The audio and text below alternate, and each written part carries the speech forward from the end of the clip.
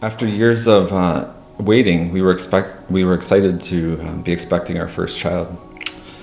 At about 5 months, we learned that the baby had died, and it caused a real stress on our marriage, and all of the expectations and planning leading up to that point caused us to really sit back as a couple, and along the way we've actually had 3 miscarriages. So shortly after that miscarriage, we got pregnant again, and we ended up having a baby boy, Tanner, our oldest, but he was born at 27 weeks gestation and was in the NICU in Toronto and then Guelph for 3 months.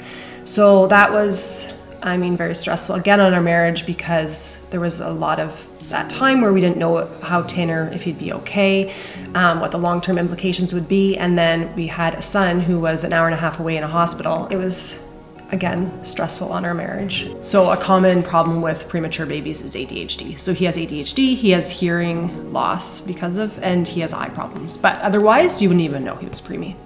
God was definitely faithful in that there's no long-term, massive issues there.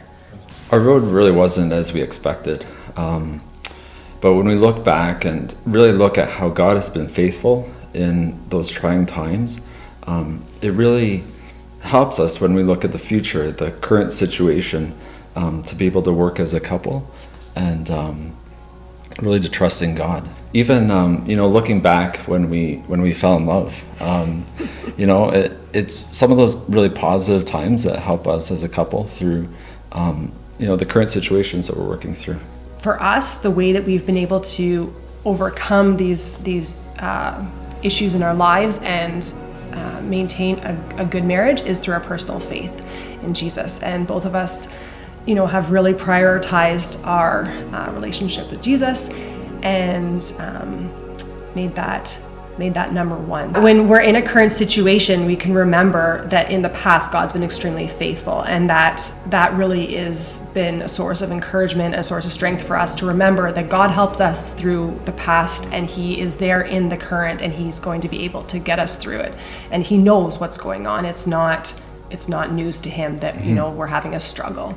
I think, as a family, we can come to church, we can worship together as a family at home or a church, and just lay our cares at His feet and trust in Him to do His work through our situation. And our hope is in eternal life, right? So that gives a whole new perspective to the current situation. This is not the end, that there is something greater that's coming. After the first miscarriage, that was probably the most devastating thing, was that we had really struggled to get pregnant the first time, and then we lost the baby. So there was huge questioning, and for sure, I was angry with God, I was angry with anyone, but God was faithful, and He answered my prayer, and we got pregnant very soon after. We were not supposed to have any more children. We were told there would be no more, and there was 3 miscarriages in there.